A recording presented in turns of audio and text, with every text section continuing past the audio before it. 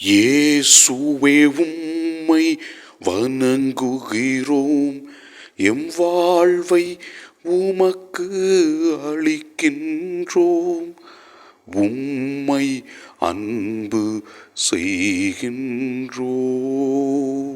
ஆண்டவரே இயேசுவே, எங்களுக்கு தேவையான அற்புதங்களை நாள்தோறும் செய்கின்றவரே, எங்கள் ஜெபங்களை கேட்டு எங்களை ஆசீர்வதிக்கின்றவரே, நீர் செய்கிற அனைத்து நன்மைகளுக்காக நன்றி சொல்லி உம்மை ஆராதிக்கின்றோம்.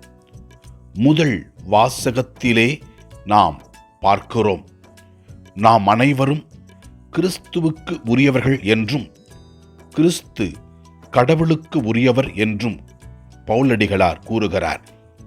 இறைவன் கொடுத்த தூய ஆவியை நாம் பயன்படுத்தி வாழும் பொழுது கடவுள் நம்மை நிறைவாக ஆசீர்வதிப்பார் என்றும், உலகத்தின் ஞானத்தை விட இறைவனோடு சேர்ந்து வாழ்கின்ற வாழ்க்கை மிகவும் முக்கியமானது என்று தெளிவுபடுத்துகின்றது. நற்செய்தி வாசகத்திலே நாம் பார்க்கிறோம், இதோ ஆண்டவர் இயேசு கிறிஸ்து தனது சீடர்களை அழைக்கின்றார். அவர்களும் அனைத்தையும் விட்டுவிட்டு இயேசுவை பின்தொடர்கின்றார்கள். இதோ இயேசு மிகப்பெரிய அற்புதத்தை நிகழ்த்துகின்றார். சீமோன் பேதுருவுக்கு மீன்கள் கிடைக்கவில்லை. ஆனால் ஆண்டவர் இயேசு கிறிஸ்துவின் வார்த்தையை கேட்டு அவர் தனது படகை கடலுக்குள் எடுத்துச் செல்கிறார். மிகவும் அற்புதமான செயல் அங்கே நடக்கிறது. பல அற்புத செயல்களை செய்த ஆண்டவர் இயேசு கிறிஸ்து இவர்களுக்கும் அற்புதம் செய்கின்றார். மேலும் இயேசு சீமோனை பார்த்து கூறுகிறார், அஞ்சாதே, இது முதல் நீ மனிதரை பிடிப்பவன் ஆவாய் என்று கூறுகிறார். இறைவன் இயேசு அவரை தனது சீடராக அழைத்து பல அற்புதங்களை செய்தார்.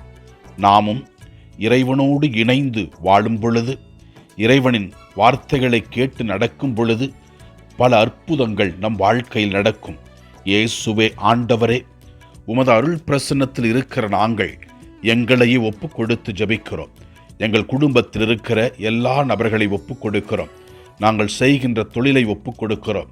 எங்கள் குடும்பத்திலே அமைதி, மகிழ்ச்சி, சமாதானம், பொருளாதார வளர்ச்சி, குழந்தைகள் நல்ல முறையில் படிக்க ஞானத்தை கொடுக்கும்படியாக ஜெபிக்கிறோம். ஆண்டவரை நோக்கி நமது தனிப்பட்ட தேவைகளுக்காக ஜெபிப்போம்.